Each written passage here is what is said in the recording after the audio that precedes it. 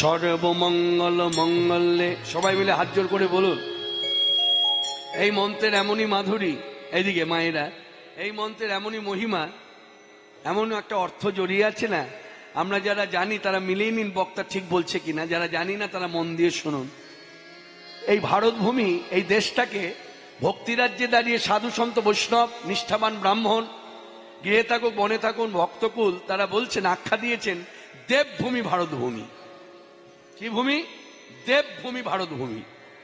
মনে রাখবেন, এই একটি মাত্র দেশ যে দেশের মানুষ বিশ্ব শান্তি প্রকল্পে, মানে বিশ্বে যত পৃথিবীর বুকে যত দেশ আছে সব দেশের মঙ্গলার্থে যজ্ঞ করে, এই একমাত্র দেশ। আমি এই দেশ ছাড়া, আমি এইভাবে বলবো, এই দেশ ছাড়া আপনি দেখাতে পারবেন না করগুণে কয়টি দেশে সব দেশের মঙ্গলের জন্য যজ্ঞ করে। এই দেশ হচ্ছে ভারত ভূমি, আর সেই দেশে জন্মেছি আমরা। কি গর্ব বলুন তো। ধন্য ভারত ভূমি, ধন্য আমাদের জীবন, যে ভারতবর্ষের মানুষ আমরা। আরেকটা কথা বলি, এই ভূমিতে যে আমাদের সনাতন ধর্ম, হ্যাঁ হিন্দু ধর্ম আমরা যে বলবো, সেই হিন্দু ধর্ম নিয়ে আমাদের গর্বটা কোথায় জানেন? এই ধর্মেই একমাত্র মন্ত্রে আছে সবার মঙ্গল কামনা। বাইবেল বলুন, কোরআন বলুন, আরো যে গ্রন্থাদি আছে অন্যান্য ধর্মে, সেই সব গ্রন্থে হয়তো লেখা আছে যে হিংসা করো না, এটা ঠিক, অস্বীকার করা যাবে না। সব ধর্মের একই কথা, হিংসা করো না, অহিংসা পরম ধর্ম, এ কথা সব শাস্ত্রই বলছে, সব গ্রন্থেই বলছে, সব ধর্মেই বলছে, এটা ঠিক। কিন্তু এই কথা কিন্তু অন্য কোন ধর্মে নাই। কোন কথা? এই দেখুন, এই যে মন্ত্রটা, আপনারা যারা শাক্ত মতে আশ্রিত নিশ্চয়ই খুব আনন্দ হবে শুনে। সর্বমঙ্গল মঙ্গলে, সবার মঙ্গল কামনা। এই দেখুন, আমি আমাকে দিয়ে বলি, আমার কি সবাই মিত্র? এটা ভাবা ভুল। আমার মিত্র যেমন আছে শত্রু আছে, আমার মিত্র যেমন আছে শত্রু আছে। এই তো অনেকে ভাবে যে এই যে সমালোচনা, অনেকে ভাবে এই তোমাকে নিয়ে না সমালোচনা হয়। মনে রাখবেন, সমালোচনা যখন হচ্ছে তখন ভেঙে পড়লে হবে না, তখন আর বেশি আনন্দ করতে হবে যে আমি একটা জায়গায় পৌঁছেছি যার জন্য আমাকে নিয়ে আলোচনা। আমি যদি জায়গা নিতে পারতাম না তাহলে আলোচনাই হতো না, বুঝতে হবে। তা সেই কথা থেকে কথা আসে, এই যে আমি যে কীর্তন করি, আমার কি সবই মিত্র না শত্রু আছে? কিন্তু এই মন্ত্র বললে আমার ভেতরে ভাব থাকুক চাই না থাকুক, মন্ত্রের এমনই মহিমা যে আমার মিত্র তার তো মঙ্গল হবে, আবার শত্রুরও মঙ্গল হবে। যার জন্য বলছে সর্বমঙ্গল মঙ্গলে। অর্থাৎ আপনারা যারা এই মন্ত্র বলছেন, আপনারা মিত্রের মঙ্গল চাইছেন, পরিবারের মঙ্গল চাইছেন, আপনার ওই যেখানে আপনি বসতি করে আছেন তার আশেপাশে যে আপনার শত্রু আছে তারও মঙ্গল কামনা করছে। এমনকি ভারতবর্ষের মানুষ হয়ে আমরা যদি মা দেবী, মা কালীর কাছে বা দুর্গার কাছে, মায়ের কাছে যদি আমরা এই মন্ত্র বলে ভক্তি নিবেদন করি, মায়ের কাছে আমরা প্রার্থনা করছি, মা আমাদের নিকটবর্তী শত্রু হচ্ছে সেই দেশ, কোন দেশ? পাকিস্তান। আর এই মন্ত্র বললে কি হচ্ছে? পাকিস্তানেরও মঙ্গল কামনা করছে। এই মন্ত্রের মধ্যে এমন কোনো কথা লেখা নাই যে মা পাকিস্তান বাদ দিয়ে সবার মঙ্গল।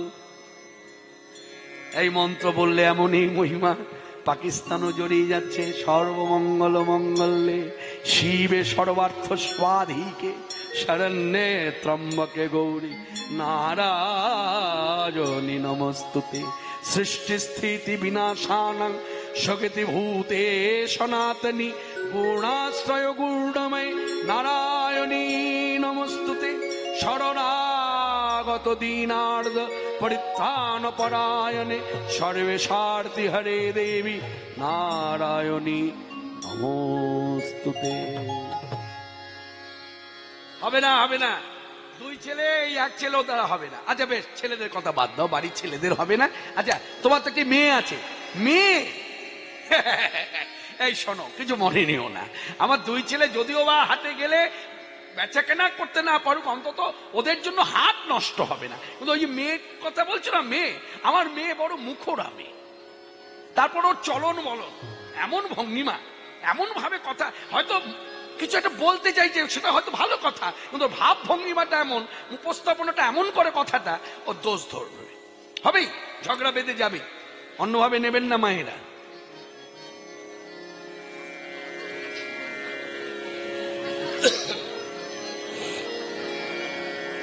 এই হ্যাঁ, অন্যভাবে নেবেন না, আমাদের মধ্যে এটা আছে। হ্যাঁ, আমি একটি মেয়ে তো এমন আছে। এই দেখ, সত্যি কি সুন্দর দেখতে না?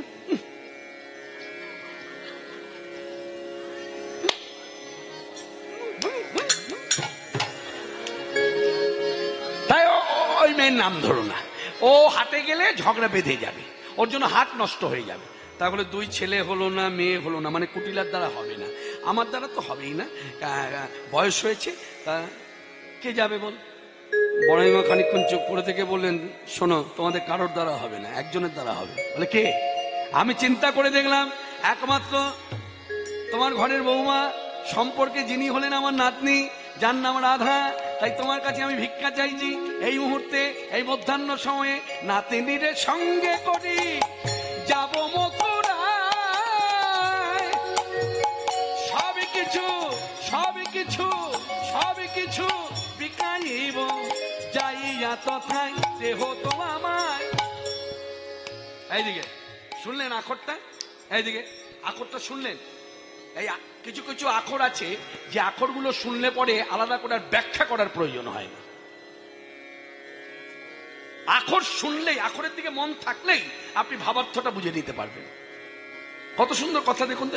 এই আখরটা যিনি দিয়েছেন তিনি কে? আমার পরমারাধ্য গুরুদেব ডক্টর মহানন্দ ব্রহ্মচারীজি লিখছেন, নাতিনীদের সঙ্গে করি যাব মথুরায়, সবকিছু বিকাইব দেহ তো আমায়। সবকিছু বিকাইব যাইয়া তথায় দেহ তো আমায়, মানে আমাকে দাও, রাধানিকে আমায় দাও, নিয়ে যাই, গিয়ে ওখানে বেচা কেনা করি। এখন আপনারা যারা এই পথের অনুগামী তারা নিশ্চয়ই বুঝতে পারছেন বড়াইমার উদ্দেশ্যটা কি। প্রশ্ন আপনার, প্রশ্ন আমার। হ্যাঁ গো বড়াই, এই যে সবকিছু বিকাইব, সবকিছু বিকাইব, সবকিছু, এই সবকিছু কথার মধ্যে তোমার একটা কিরকম রহস্য পাচ্ছি খুঁজে। বলে কি তোমার উদ্দেশ্যটা কি? ওই দই দুধ ছানা মাখন বিক্রি করতে গিয়ে আমাদের রাধানিকে বিকিয়ে দেবে নাকি গোবিন্দ পাঠ পড়তে? বলে মনে জানে আর আমি জানি, মনে জানে আর জানে না আমার অন্তরে যাবি, যারা হবে পথের অনুগামী, যারা হবে পথের অনুগামী,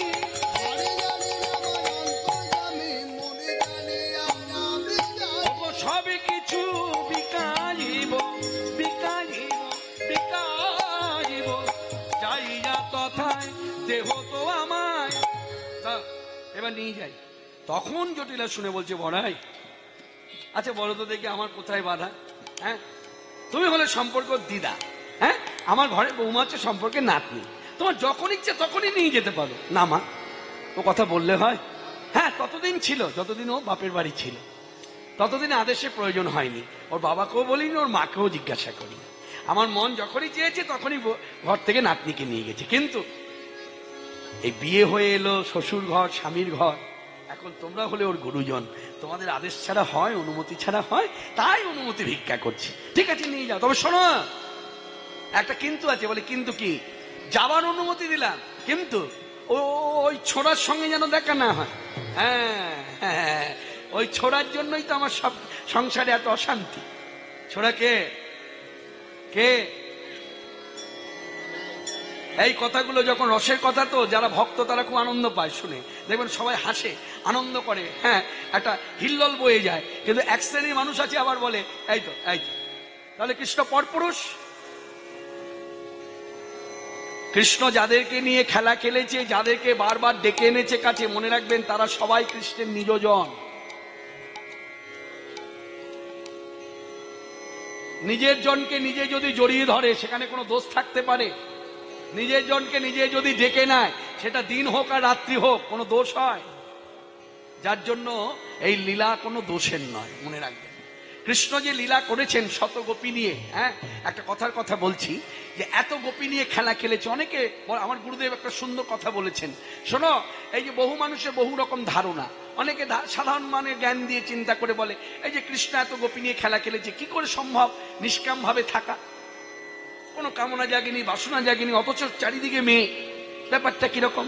তখন আমার গুরুদেব বলছে, কেন? খুব সহজ। বলে কিরকম? বলে এখানে মেলা বসেছে। বলে হ্যাঁ। আচ্ছা মেলায় চুরির দোকান আছে? বলে হ্যাঁ। বলে চুরি বিক্রেতা বিক্রি করছে তো? কে বিক্রি করছে? বলে কি ছেলে।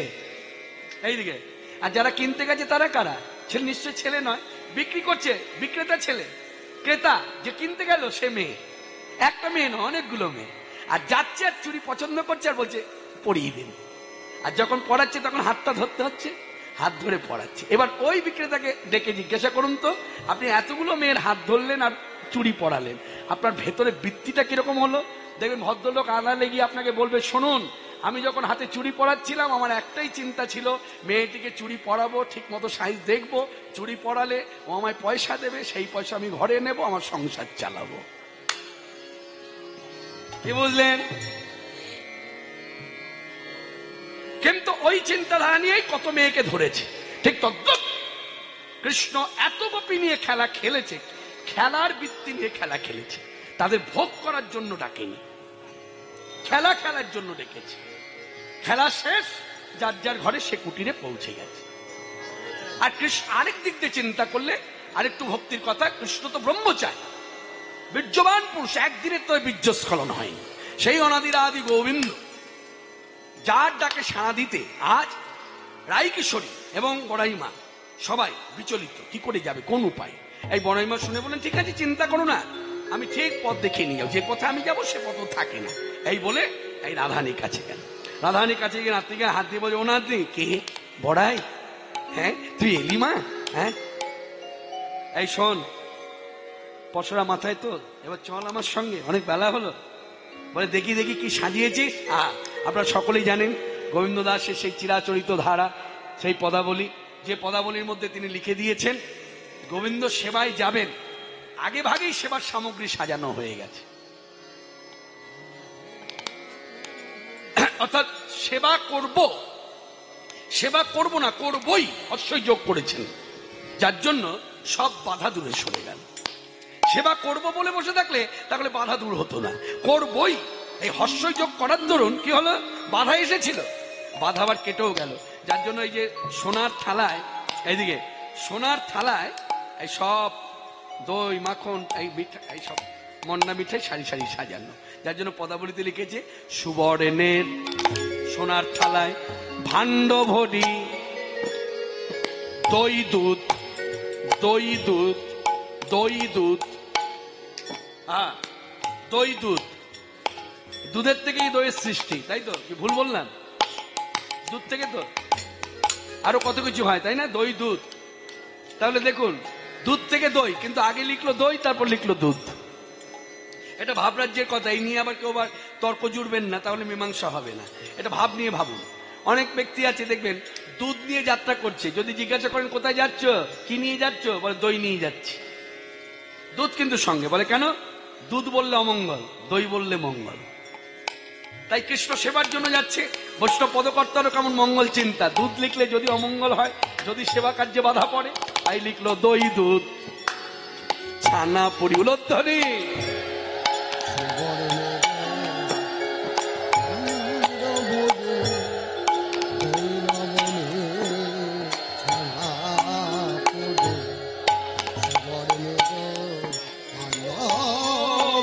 কাছে থেকে বল,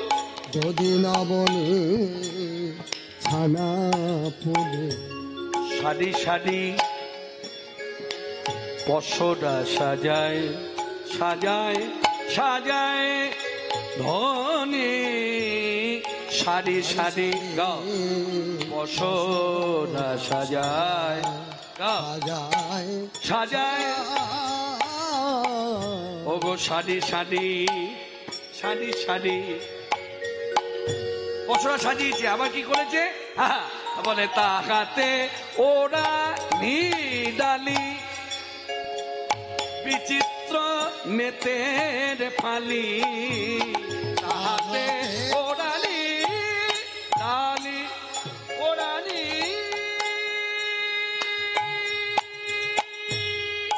ডালি। এই যে ছোট ছোট ওড়না একটা একটা করে ডালার উপরে এইরকম ঢাকা দিয়ে দিয়েছে, বিচিত্র রং, কোনোটা নীল, কোনোটা হলুদ, কোনোটা লাল, বিচিত্র নেতেরও ফানি। আর এই দাসীরা যখন, কৃষ্ণ দাসীরা যখন মাথায় নিয়েছে, দাসী শিরে করে ঝলমল ঝলমল, শোভায় অতি সুবিমল, দাসী শিরে করে ঝলমল ঝলমল ঝলমল, দাসী শিরে করে ঝলমল। ভাবরাজ্যে দাঁড়িয়ে সাধুগুরু বৈষ্ণব মহাত্মান বলছেন আমাকে আপনাকে উদ্দেশ্য করে, হ্যাঁ গো, এই যে ভক্তিরাজ্যে যে কথাটা প্রচার আছে, দাসী শিরে করে ঝলমল, এই যে ঢাকা দিয়েছে দ্রব্য সম্ভার, কেন গো? তারাই আবার উত্তর দিচ্ছে, কেন জানো? ভক্তি দিয়ে অনুভব করো। আমার মতো মন্দ লোকে দেখবে বলে, আমার মতো মন্দ লোকে, আমার মতো মন্দ লোকে।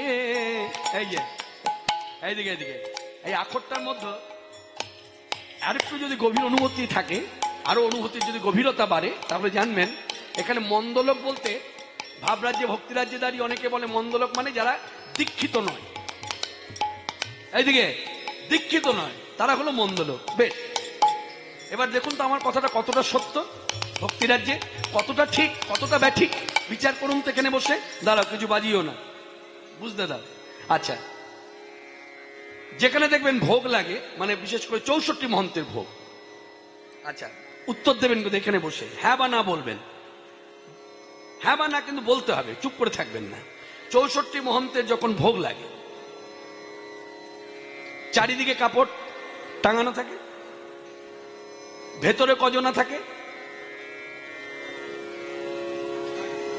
একজন, দুজন, তিনজন, চারজন, আচ্ছা 5 জনই ধরলাম, সবাইকে ডাকলো না কেন?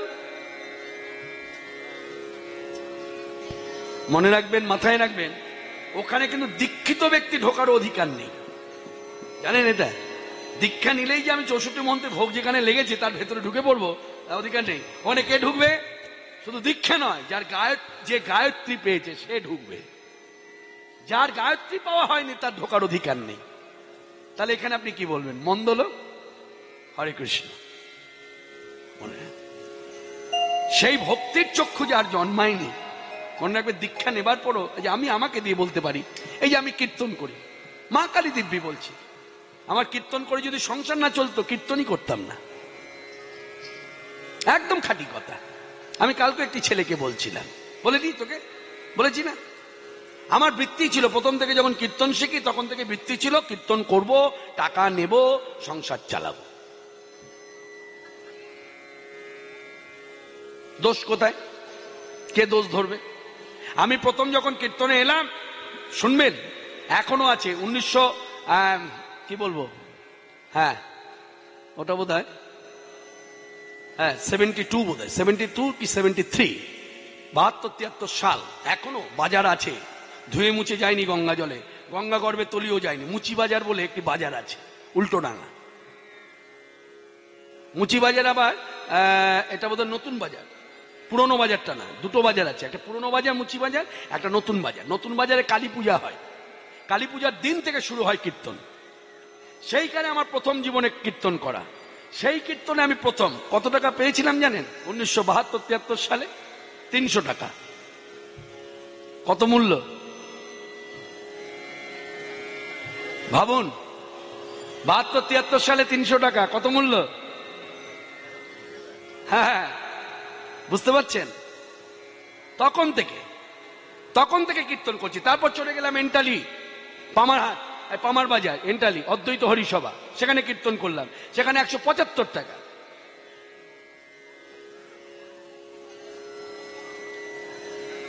হরে কৃষ্ণ। এগুলো বলার অর্থ কি? আগে ইউনিভার্সিটিতে ঢোকার চেষ্টা করো না, আগে পাঠশালাটা চুকিয়ে নাও। নতুন প্রজন্মকে উদ্দেশ্য করে বলি, আগেই লাপালাপি করে এগিয়ে যেও না, মাঝপথে থেমে যেতে হবে। আগেই নয়, দেবে, সম্মান করবে, সম্মানের জায়গা, সম্মান পাবে, অপেক্ষা করতে হবে, মর্যাদা। দীর্ঘ 43 বছর হয়ে গেল কীর্তন জগৎ। আমি সভাতে দাঁড়িয়ে খুব একটা যদি মিথ্যা না বলি, সত্য, সকলেই অনেকেই সাক্ষী আছেন, এই হরিসভা আমার কিন্তু একটা অভিমানের জায়গা, মনে রাখবেন। আমার কিন্তু অভিমান হয়ে আমি খেদ বশত নাও আসতে পারতাম, কিন্তু না, আমার মা আমাকে বলেছে যতদিন বাবা কীর্তন জগতে থাকবি, যতদিন বেঁচে থাকবি বলেনি, যতদিন কীর্তন জগতে থাকবি কীর্তন করবি, বনগা খেলাঘর মাঠ বল, টাউন হল বল, যে নামেই হোক না কেন, সেখানে যাবি, কীর্তন করবি। মায়ের কথা মতো এখানে ছুটে চলে আসে। একবার এখানে এসেছিলাম হরিবাসরে কীর্তন করতে, যেভাবে দল নিয়ে এলাম সেভাবে আবার কলকাতা ফিরে গেলাম। কেন না, অনুষ্ঠান সূচিতে আমার নামই নেই।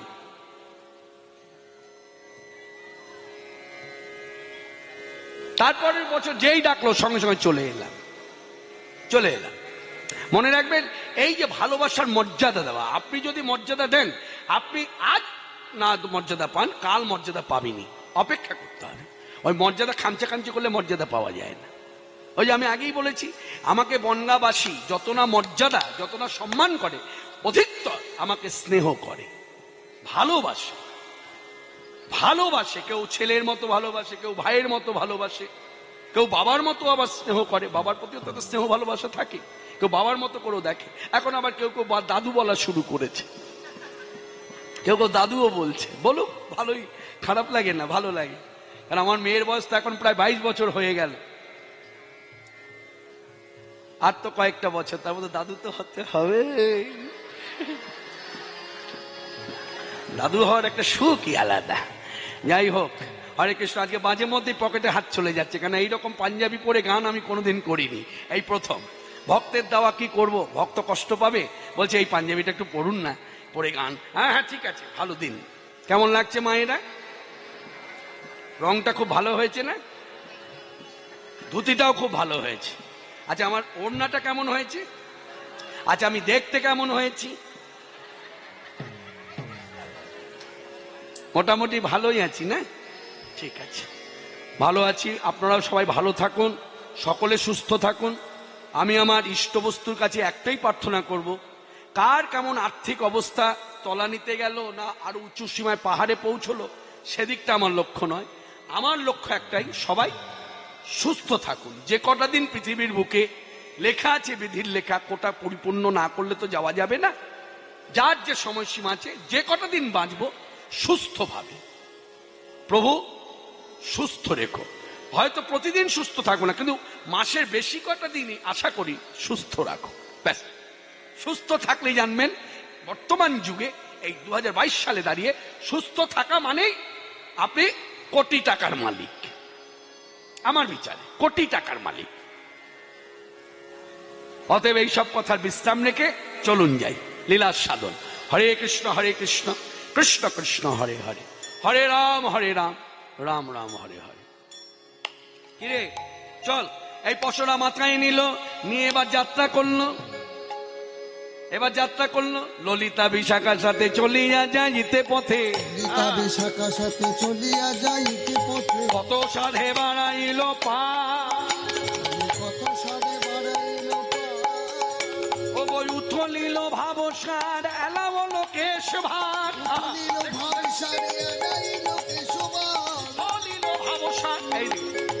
এই ভাবগুলো আমি কি পারি না অভিনয় করে দেখাতে? আস্তে, আমি কি পারি না আপনাদের অভিনয় করে দেখাতে? উথলিল ভাবসার এলা হলো কেশ ভার। কেশ ভার বলতে মাথায় কেশ, দীর্ঘ কেশ। ভারটা যদি লুটিয়ে পড়ে কেমন হতে পারে দেহের আকৃতি, পারি? জানবেন, আমি দেখালে ভক্তি জন্মাবে না, আমি দেখালে চোখে ভালো লাগবে। আর আমি যদি অঙ্গুলি হেলিয়ে দিই রাধারানীর দিকে, সকলের ভেতরে ভক্তি আসবে। তাই গৌর হরি বল। উথলিল ভাব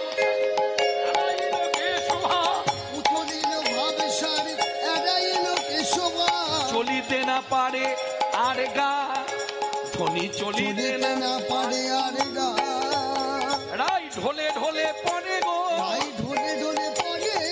প্রিয় সহচরী শোনে অঙ্গ ভাড়ার ধরতে না রে, রায় অঙ্গ ভাড়া ধরতে না রে, অঙ্গ ভাড়া ধরতে না রে, ঢোলে ঢোলে চলিতে না পারে আর গা, চলিতে না পারে আর গা।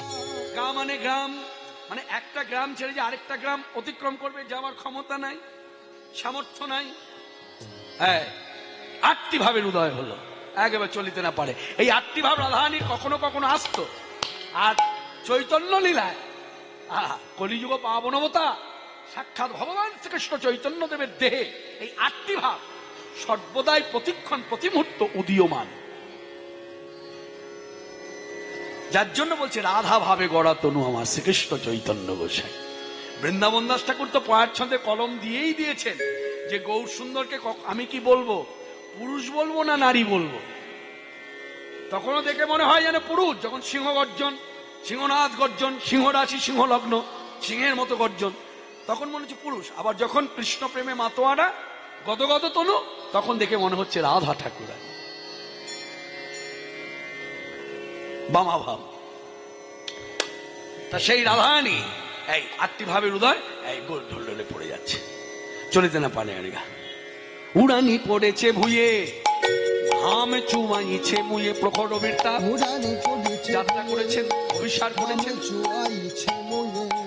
চাঁদে মুখ করিছে ঝলমল, ও তার চাঁদে মুখ করিছে ঝলমল। ঝলমলে ঝলমলে ঝলমলে করে, ঝলমলে ঝলমলে ঝলমলে করে, ঝলমলে ঝলমলে ঝলমলে করে, ঝলমলে ঝলমলে ঝলমলে করে। মুখ চাঁদে যেন ঝলমলে করে, ঝলমলে ঝলমলে ঝলমলে করে। মুখ চাঁদে যেন ঝলমলে করে, ঝলমলে ঝলমলে ঝলমলে করে। ভাবরাজ্যে দাঁড়িয়ে ভক্তের অনুভব নিয়ে সাধুগুরু বৈষ্ণব মহাত্মান কি বলছেন শ্রীমুখে? দেখে মনে হয় যেন মতি ঝরে, মতি ঝরে। মতি মানে মুক্তা, ঝরে ঝরে পড়ছে। বলে এখানে মুক্তা কাকে বলছে? না, বলছে এই যে প্রখর রবির তাপ, রাধারানী অভিসার করেছেন, পথ ধরে চলতে চলতে ঘর্মাক্ত মুখ। ঘাম হলে, ঘর্মাক্ত মুখ হলে কি হয়? ঘাম বিন্দু এই যে কপাল দেশ থেকে গলে গলে কি হয়? গালে পড়ে। এই এক একটা ঘাম বিন্দুর দানা দূর থেকে দেখে মনে হচ্ছে যেন এক একটি মুক্তা।